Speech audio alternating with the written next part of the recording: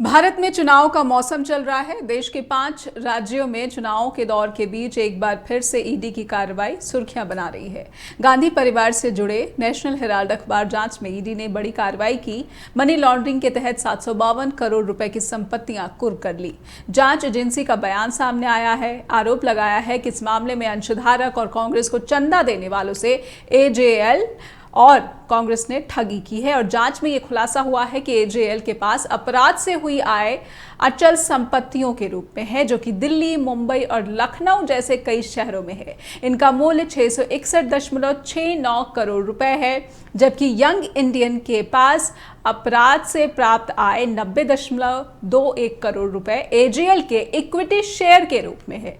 कांग्रेस कहती है कि पार्टी विधानसभा चुनाव में जीत रही है, इसीलिए प्रतिशोध में ये ईडी की तुच्छ कार्रवाई है। पार्टी के नेताओं ने एजेंसी की कार्रवाई को राजनीति से प्रेरित बताया है। नमस्कार, आप देख रहे हैं जस हिंदी टीवी। मेरा नाम है नेहा शुक्ला। स्ट्रेट टॉक में आप सभी दर्शकों का बहुत बहुत स्वागत करती हूँ। तो ये जो कार्रवाई हुई है, कई तरह के सवाल पूछे जा रहे हैं। कांग्रेस सवाल कर रही है, आलोचक सवाल कर रहे हैं और बीजेपी भी सवाल कर रही है, और कुछ सवाल हमारे भी हैं स्ट्रेट टॉक के। आइए देखते हैं ये सवाल क्या है कि क्या ईडी की कार्रवाई पर सवाल उठाना विपक्ष की आदत बन गई है और इससे सिंपैथी वोट्स जो है कहीं ना कहीं विपक्ष अपनी तरफ आकर्षित करने की कोशिश करता है। क्या चुनाव से ऐन पहले ईडी की कार्रवाई राजनीतिक दिखती है? ये भी एक सवाल किया जा रहा है, खुद कांग्रेस की तरफ से भी और जो है समर्थक पार्टी है उनकी तरफ से। क्या ईडी की कार्रवाई में कानूनन गंभीर गलतियां दिखती हैं? जिस तरह के बड़े बड़े जो वकील हैं देश के, वो यहां पर दलीलें पेश कर रहे हैं। एक सवाल ये भी कि क्या नेशनल हेराल्ड मामले में अब सोनिया और राहुल गांधी जेल जाने वाले हैं और उनके जेल जाने का जो वक्त है वो नजदीक आ चुका है? क्या मामले के उछाले जाने से बीजेपी को विधानसभा के चुनाव में फायदा पहुंचेगा, क्योंकि राजस्थान का चुनाव बिल्कुल सर पर आ चुका है, मतदान का दिन बिल्कुल निकट है। तेलंगाना में भी जो पार्टी है, दोनों ही पार्टी कांग्रेस और बीजेपी और बीआरएस तीसरी पार्टी जो कि सत्ता में है, अपने अपने दावे जीत के किए जा रहे हैं। हमारे साथ जो प्रबुद्ध पैनल जुड़ चुका है इस पूरे मसले पर, आइए उनका स्वागत करते हैं। हमारे साथ मलिक जावेद अंसारी जी जुड़ चुके हैं, कांग्रेस के प्रवक्ता हैं। बहुत बहुत स्वागत करती हूँ मलिक साहब आपका। और गिरीश जोशी जुड़ चुके हैं, सीनियर जर्नलिस्ट। सर आपका भी बहुत बहुत आभार, आप जुड़े। और वरिष्ठ पत्रकार अधीर रोहल सर भी जुड़ चुके हैं। सर आपका भी बहुत बहुत स्वागत स्ट्रेट टॉक में।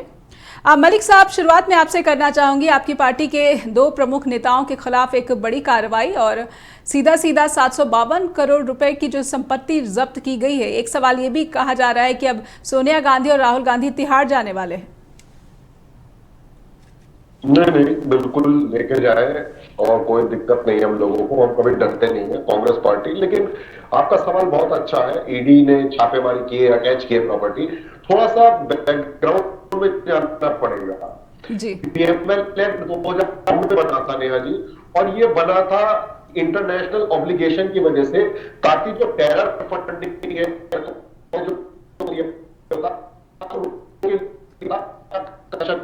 बहुत सारी ट्रीटीज जो है इंडिया ने साइन की है, उसको रोकने के लिए, कैसे आतंकवाद में पैसा आता उसको रोकने के लिए ये कानून बना था। लेकिन मोदी सरकार ने इसमें पिछले 2-3 सालों में कई संशोधन किए, और संशोधन तो वो मनी बिल के रूप में लाए, केवल लोकसभा में पास हो गया, राज्यसभा में चर्चा ही नहीं हुई।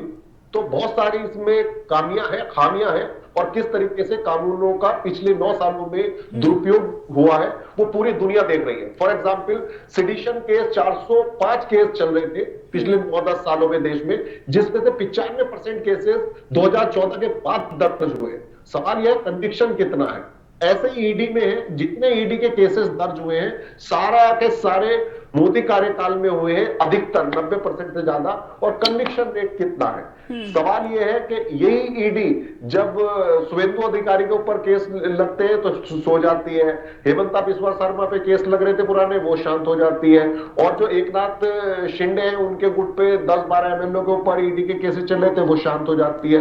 तो जो विपक्ष में रहता है उस पर ये टारगेट करते हैं। दूसरा, अभी क्या है कि प्रोसीड ऑफ क्राइम, इसमें मेन जो लाइन है, जो जिसको प्रूव करना होता है, प्रोसीड ऑफ क्राइम हुआ या नहीं हुआ, ये तो ट्रायल में पता लगेगा। लेकिन हाँ, ईडी को ऐसे पावर दी गई है बीजेपी के द्वारा कि वो किसी की भी प्रॉपर्टी जब्त कर लेती है। मान लीजिए आप चैनल चला रहे हैं और आपने 10 लाख रुपए का आपके चैनल में लगा के गड़बड़ है, तो 10 लाख रुपए वजह से वो आपके 100 करोड़ के चैनल को जब्त कर सकता है। तो ऐसे काले कानून इस देश में चलते हैं और बहुत सारी चीजें हैं, जैसे मैं आपको कुछ पॉइंट आउट करना चाहूंगा।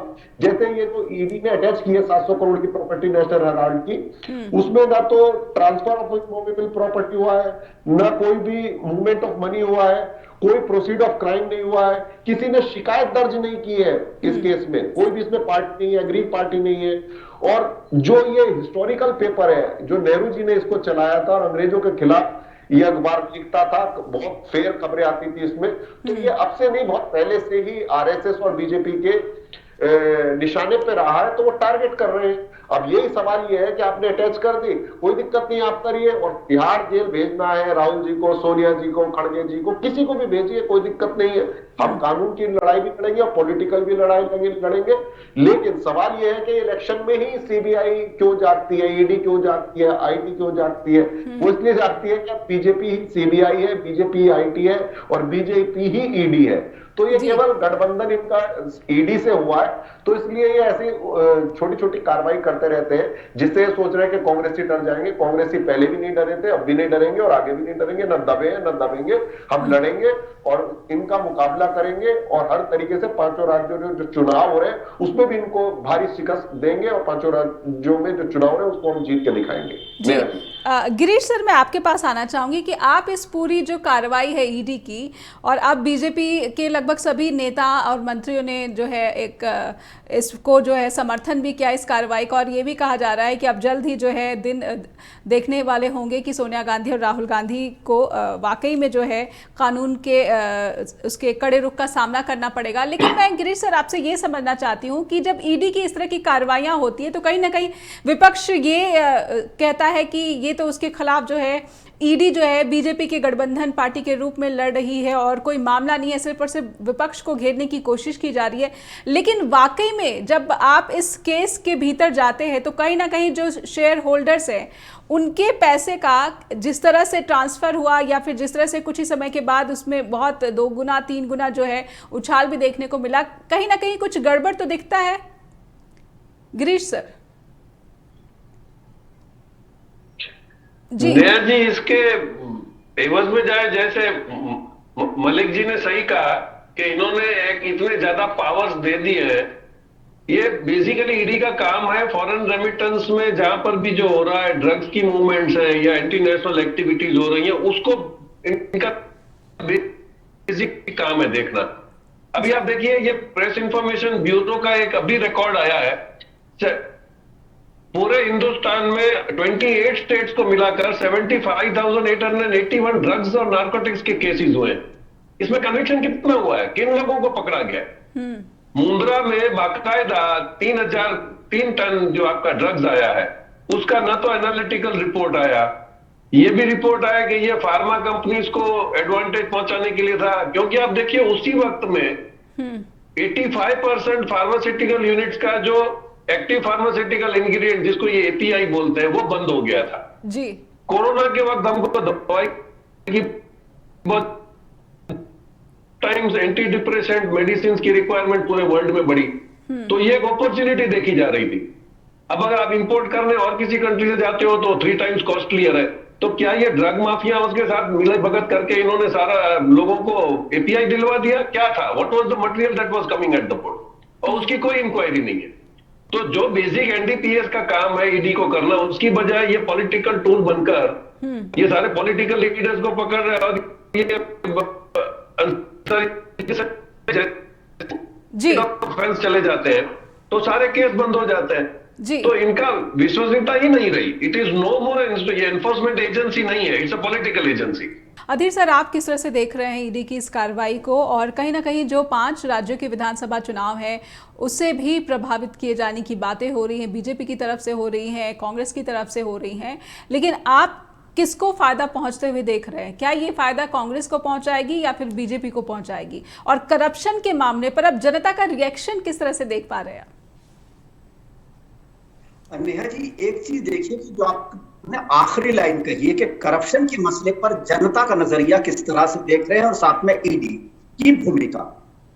आज के दौर में ईडी की भूमिका जो है ये पूरी तरह, जब भी ईडी कहीं कुछ करती है तो जनता को ये नहीं लगता कि भ्रष्टाचार को पकड़ने निकली है जी। इन्हें ये जनता साफ समझती है कि ईडी का उद्देश्य भारतीय जनता पार्टी को फायदा पहुंचाना है और भारतीय जनता पार्टी के शीर्ष नेतृत्व के इशारा करते ही ईडी उस तरफ दौड़ पड़ती है। आप देखिए कि इस मामले में नेशनल हेराल्ड वाले इशू से लेकर देश में इतने सारे जितने भी विपक्षी पार्टियां हैं, आप आम आदमी पार्टी देख लीजिए भाई, आपने तेलंगाना के जो मुख्यमंत्री हैं उनकी बेटी को भी तो इसमें शामिल किया था, लेकिन अब जैसे ही उनको उन्होंने अंदर खाते जो समझौता हुआ या चंद्रशेखर राव की आवाज जैसे ही भाजपा के खिलाफ धीमी पड़ती है, तो पिछले 9 महीने से ईडी कविता के लिए कुछ नहीं बोलती और वहां तेलंगाना में जो चुनाव है भारतीय जनता पार्टी या चंद्रशेखर राव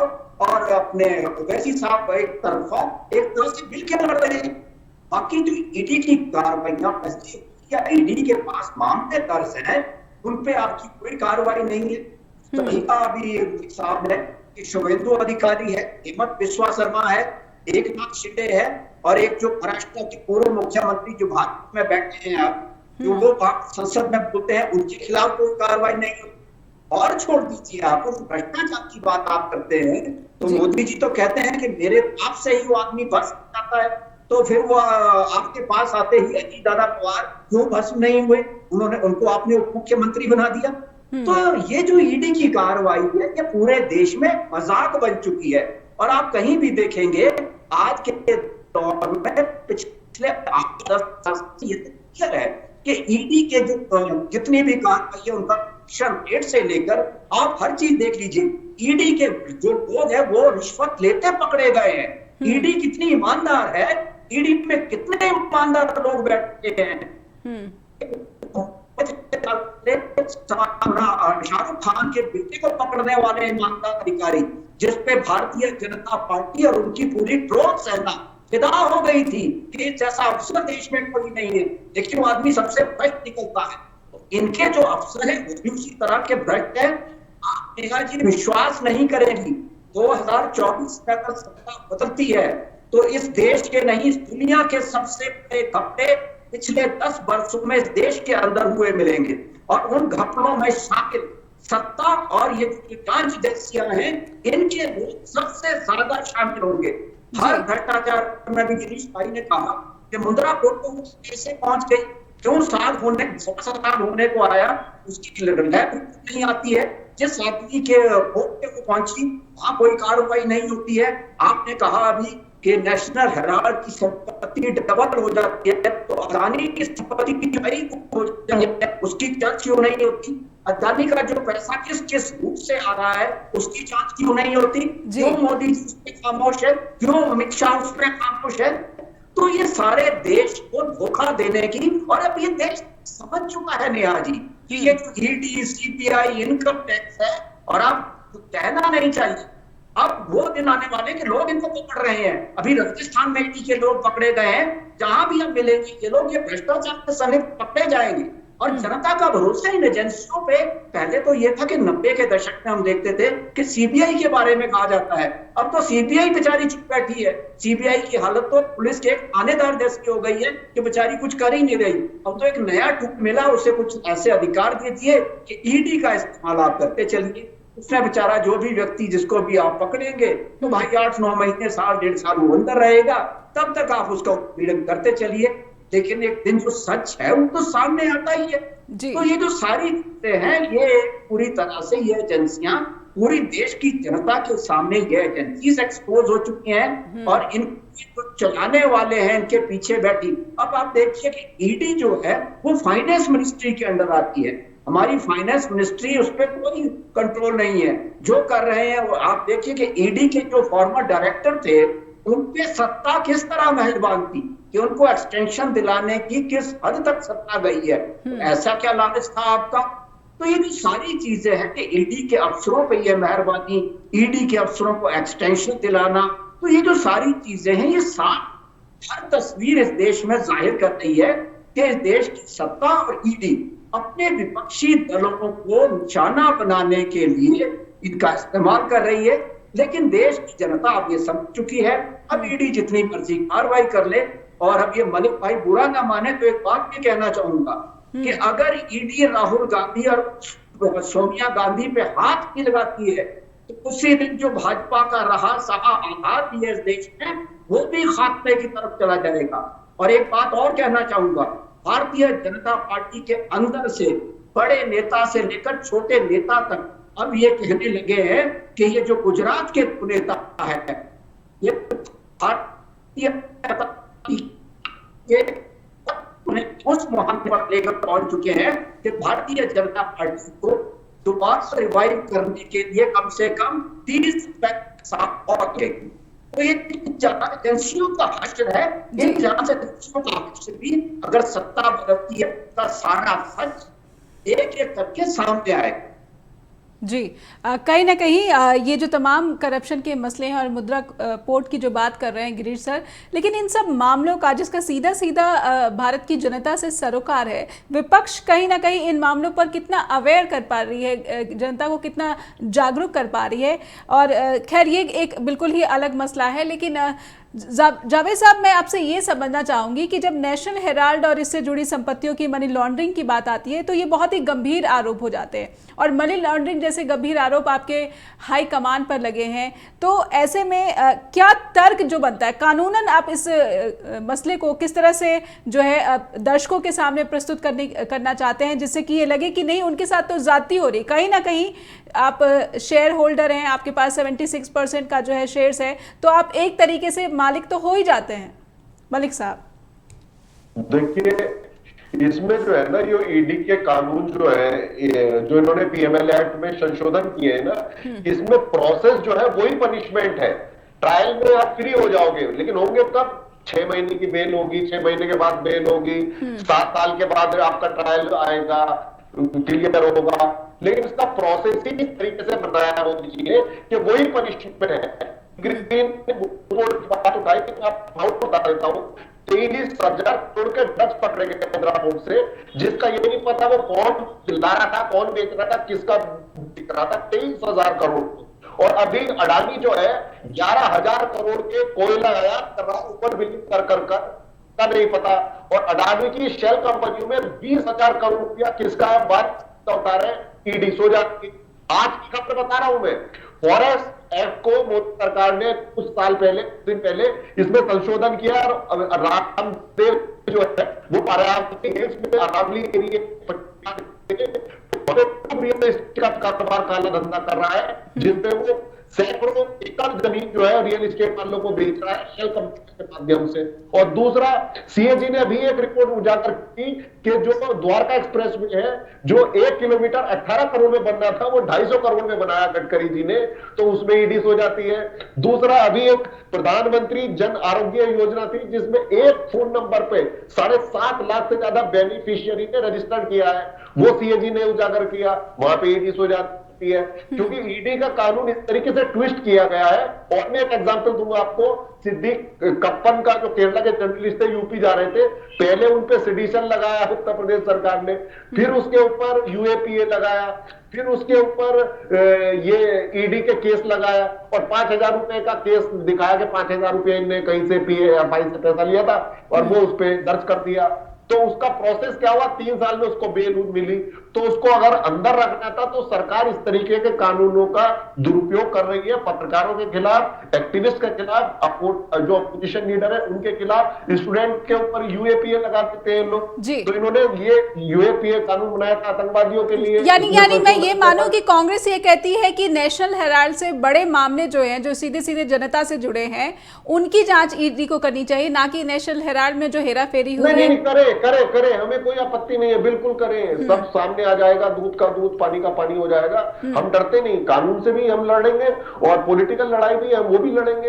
हम ये नहीं कह रहे कि हम पे खूब करिए, जेल में डालता है जेल में डाल दीजिए, कौन रोक रहा है आपको। लेकिन कानून हमें अधिकार देता है, कोर्ट हमें अधिकार देता है कि हम बेल लगाएं, हम अपना केस, अपने फैक्ट सामने रखें। लेकिन जिस तरीके से दुष्प्रचार, लेकिन पिक एंड चूज की बात आप कर रहे हैं और हम ये समझने की कोशिश कर रहे हैं कि क्या राहुल गांधी और सोनिया गांधी नेशनल हेराल्ड के मामले में अब जेल जाते नजर आ रहे हैं, क्योंकि संपत्तियां कुर्क की गई हैं और कहीं ना कहीं एक ये बात कही जा रही है कि पता चला है कि अपराध से जो अर्जित मनी है, पैसा है, वो इन अचल संपत्तियों के रूप में मौजूद है। हमारे साथ गिरीश जोशी और अधीर रोहल सर भी जुड़े हुए हैं। आइए उनसे बातचीत आगे बढ़ाते हैं। गिरीश सर, मैं आपसे समझना चाहती हूँ, जब ईडी या फिर अन्य जो जांच एजेंसियां हैं उन पर आरोप लगता है कि वो राजनीतिक टूल बनकर रह गई हैं या फिर पिक एंड चूज करती हैं जिससे कि सत्ता को फायदा पहुंचता नजर आए, लेकिन एक बात अधीर सर ने कही कि अब बेशक कुछ भी कर ले, ईडी कितना भी गंभीर चार्जेस लगा दे, सीरियस चार्जेस लगा दे, या फिर सोनिया गांधी को, राहुल गांधी को जेल भेज दे, बीजेपी को कतई फायदा नहीं होता दिख रहा है। क्या आप मानते हैं कि बीजेपी बिल्कुल खत्म हो जाएगी अगर इस तरह की कार्रवाई ईडी की तरफ से की जाएगी, और इसे राजस्थान चुनाव से जोड़कर कैसे देख पा रहे हैं?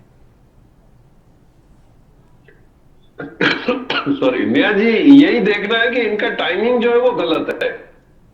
और मैं नहीं समझता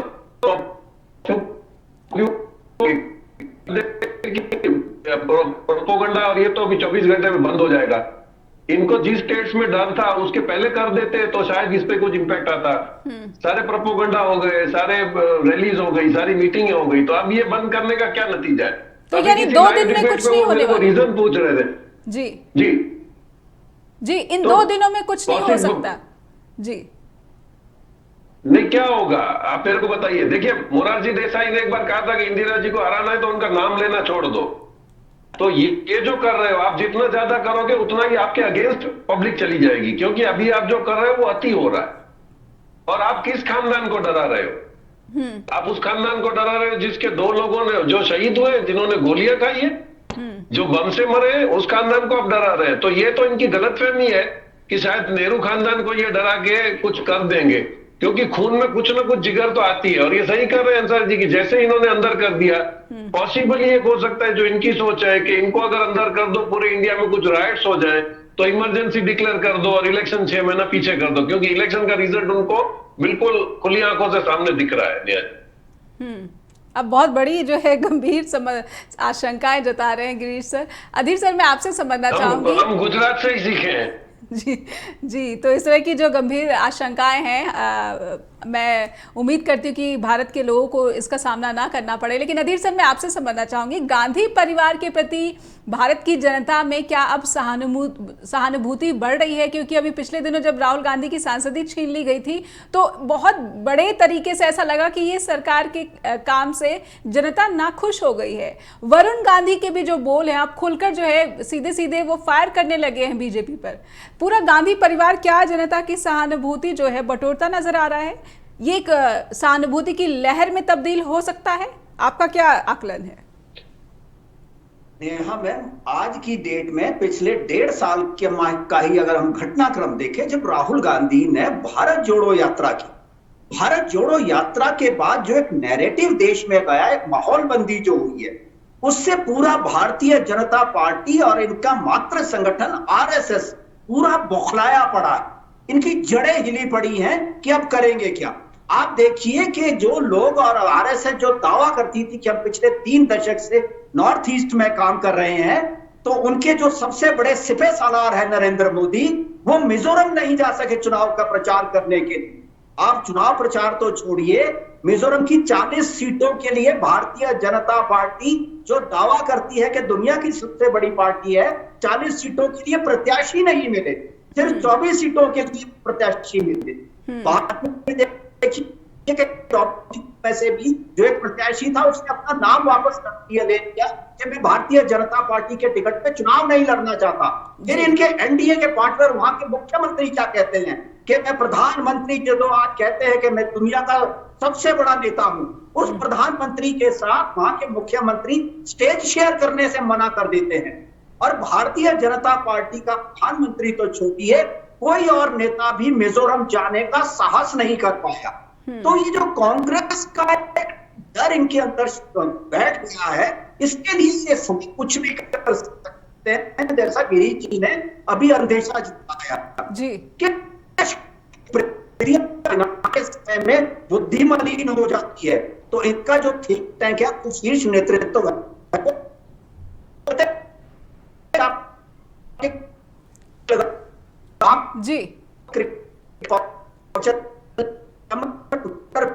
जी तो और ऐसी ऐसी हरकतें आप करने जब बैठ गए हैं तो आप कहते हैं कि मैं की का जी जो डेटा था उसका खर्चा मैंने 5,000 रुपए प्रति व्यक्ति प्रति माह खत्म कर दिया है। 2014 से पहले ये 5,000 रुपए प्रति व्यक्ति था। तो आप देश को रोटी रोजगार कुछ नहीं दे पा रहे, टाटा की बात कर रहे हैं। तो ये सारी चीजें हैं। आप पिछले कुछ समय में देखिए कि भारतीय जनता पार्टी हर राज्य में अपना आधार खोती जा रही है, देश की जनता है। और अभी ये जो 5 राज्यों के चुनाव है, आप तेलंगाना में खड़े नहीं हो पाए। तो वो जो सारी चीजें हैं कि जहां 4 सीटें आपके पास पिछली बार लोकसभा की आई, आप वहां खड़े नहीं हो पा रहे हो। और सारी ये जो सिस्टम है पूरा ये इनका कोलैप्स कर चुका है। देश की जो जनता है वो अब इनको जवाब देने के लिए तैयार बैठी है। और साथ ही साथ एक चीज और कहना चाहूंगा नेहा मैम, कि ये जो इंडिया एलायंस है, अब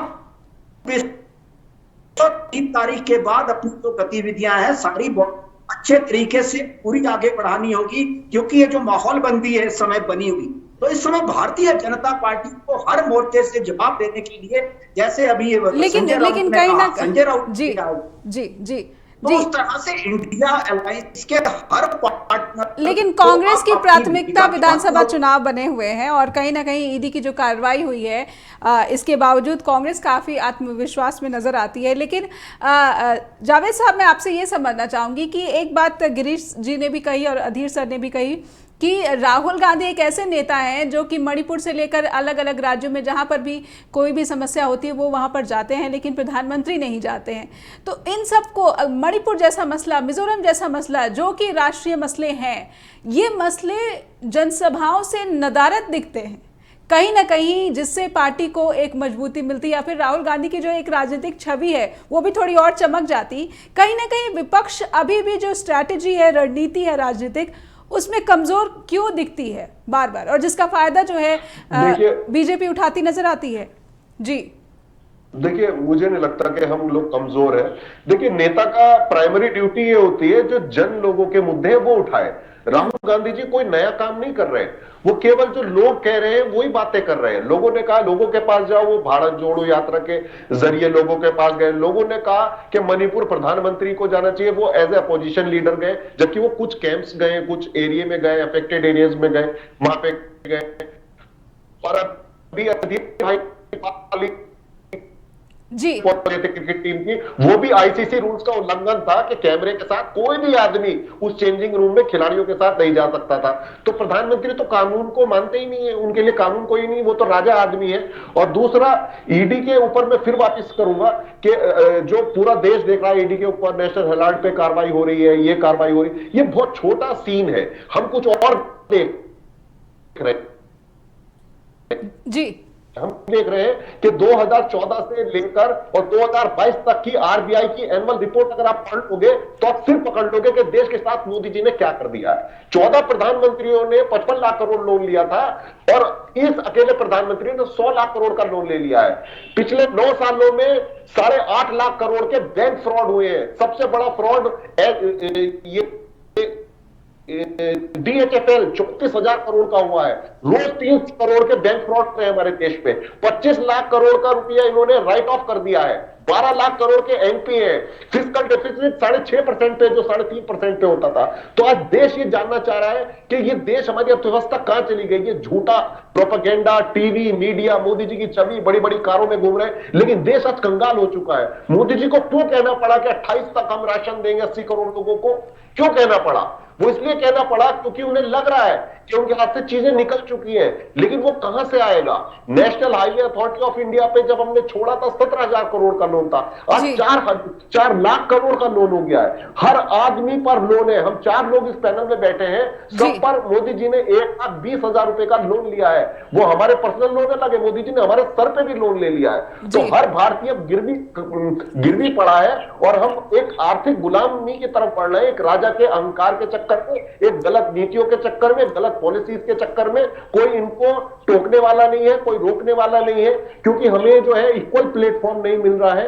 किस तरीके से विपक्ष इस सरकार से लेकिन लड़े, जन सारे आंदोलन का कानूनों जो जरिया इनको- भारत जोड़ो यात्रा का उन्होंने अपनाया, राहुल गांधी ने, इस तरह की कांग्रेस के हर कार्यकर्ता को अपनाना चाहिए, लेकिन कार्यकर्ताओं में बिल्कुल भी कई। अपनाएंगे। गिरीश सर, मैं आपसे ये समझना चाहूंगी कि अब तक की बातचीत से ये समझ में आता है कि जो भी कार्रवाई ईडी की हुई है, इससे राजनीतिक नुकसान शायद कांग्रेस का ना हो, या फिर राहुल गांधी की राजनीतिक छवि या फिर सोनिया गांधी की राजनीतिक छवि का नुकसान ना हो, लेकिन आर्थिक मोर्चे पर कितना नुकसान आप देखते हैं कांग्रेस का या फिर राहुल गांधी और सोनिया गांधी का? जी नहीं नेहा जी, नुकसान अब ये तो समझ में आ गया कि जितने भी एक्शन हो रहा है वो पॉलिटिकल मोटिवेटेड है। यहाँ पे करप्शन का कोई एंगल है ही नहीं जी। करप्शन के लिए। तो अब ये आप देख लीजिए, तो बघेल जी के ऊपर जब केस किया, ये तो आपको बढ़िया किसी ड्राइवर को रास्ते चलते पकड़ लिया, बोले मैंने पैसे दिए हैं, मेरे को किसी ने बताया था। आपने वो महादेव एप्लीकेशन का आप क्या कर रहे हो? अब सोशल मीडिया आने के बाद आदमी हर चीज को डिस्कस कर रहा है। अब देखिए कई पोजीशन रहती है जहां पे इनका नेता अपनी कॉन्स्टिट्यूएंसी में जा नहीं पा रहा है। जी। राजस्थान में आप हालत देखिए, वो जहां जा रहे हैं वो पूछ रहे हैं सवाल, अब पब्लिक सवाल पूछ रही है। और ये 3 स्टेट में रिजल्ट आने के बाद आप देखिएगा काफी कुछ जो सिटिंग ऑन द फेंस लोग हैं, जो डर रहे हैं, उनकी इतनी जिगर खुल जाएगी। आज आप इसका पहला नतीजा देख लीजिए कि ममता बनर्जी ने 25,000 करोड़ का अडानी का प्रोजेक्ट कैंसिल कर दिया। वो जो एमओयू साइन हुआ था उसी में उन्होंने मना कर दिया। अब आप देखिए कि जो मोनोपोली चल रही है, अब ये भी देखिए इनको सब बैलेंस करना है। वो जैसे ही तेजपुर पोर्ट का कैंसलेशन का ऑर्डर आया, उसी वक्त वहां से एक मैसेज आ गया कि 44% अडानी की डिफेंस में इजराइल इन्वेस्टमेंट करेगा। अब इजराइल वो लड़ रहा है, वहां से कैसे स्टेटमेंट आ रहा है? तो इनका भी जो पूरा जो नजरिया है वो सिर्फ इसकी शेयर मार्केट को मेंटेन करना है, क्योंकि काफी टूट चुका है। तो इनके प्रायोरिटीज बहुत अलग हैं। इनको प्रायोरिटीज अगर होती तो ये मणिपुर का इश्यू सेटल करते, ये पहलवान लड़कियों को जो बेइज्जत किया गया था उस पर कुछ बात करते। तो ये कुछ करना ही चाहते हैं। इनके पास बिल्कुल एक एजेंडा, उस पर इनको चलना है। या हिंदुत्व करते रहो या राम मंदिर करते रहो, इनको बाकी कोई समझ में आता ही नहीं। अगर इकोनॉमिक्स इनकी समझ में आती तो मनमोहन सिंह ने जैसे दूसरे दिन डॉक्टर साहब ने कह दिया था कि 2% से आपकी जीडीपी गिर गई, उस दिन इन्होंने बोला था कि ऑक्सफोर्ड यूनिवर्सिटी फेल हो गई, हार्ड वर्क इज विनिंग। अब हार्ड वर्क ने ये हालत कर दिया कि अच्छे अच्छे को उन्होंने हार्ड वर्क पे डाल दिया। तो 70 घंटे से ज्यादा किसी की सुननी नहीं है। जी जी। They are not in habit. हम गुजरात से इनको 37 साल से देख रहे हैं, ये किसी की नहीं सुनते। इनको जो दिमाग में आ गया वही कर देंगे। इनको बुलेट ट्रेन लगवानी थी, बुलेट ट्रेन लगवा दी।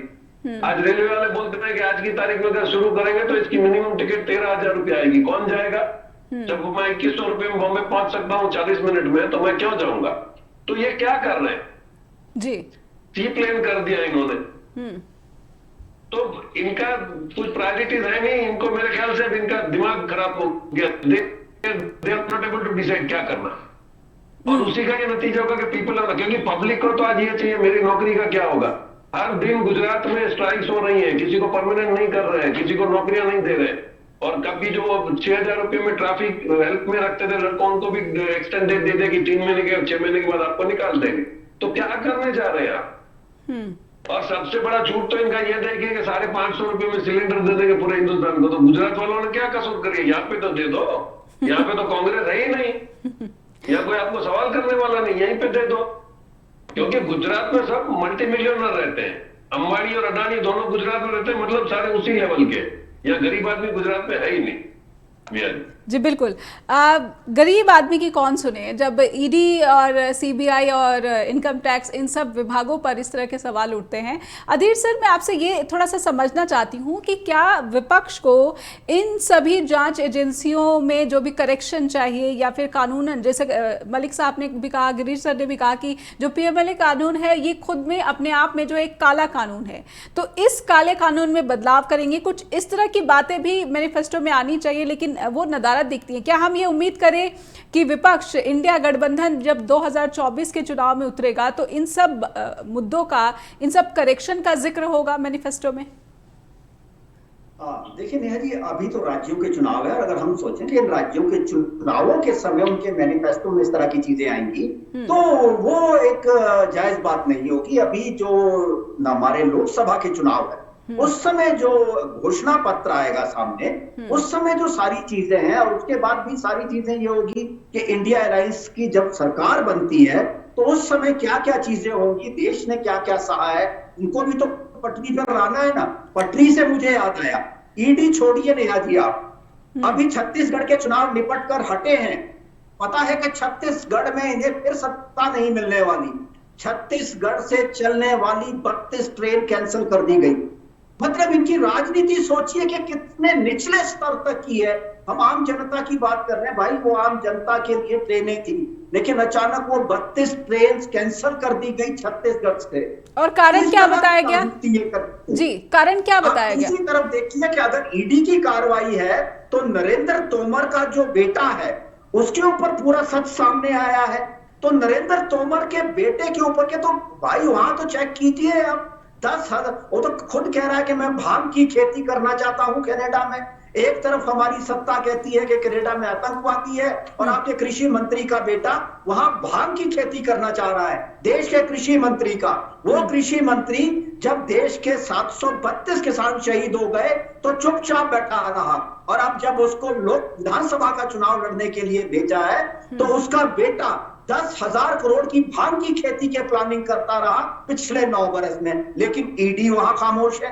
तो ये जो सारी चीजें हैं, ये जो सारे ढकोसले हैं, इनका जो झूठ है, क्योंकि नेहा जी 1925 में जब आरएसएस बनी तो ये आरएसएस वो आरएसएस है, देश के साथ तो धोखा करती गई लेकिन इस देश की जनता को झूठ बोलती गई, और झूठ इनकी रग रग में है।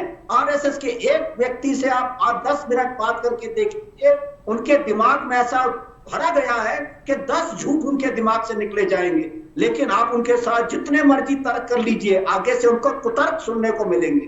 तो ये जो सारा कुतर्क और ये जो दुष्चक्र फैलाया गया है देश में, जो भ्रम फैलाया गया था, वो एक्सपोज हो चुका है।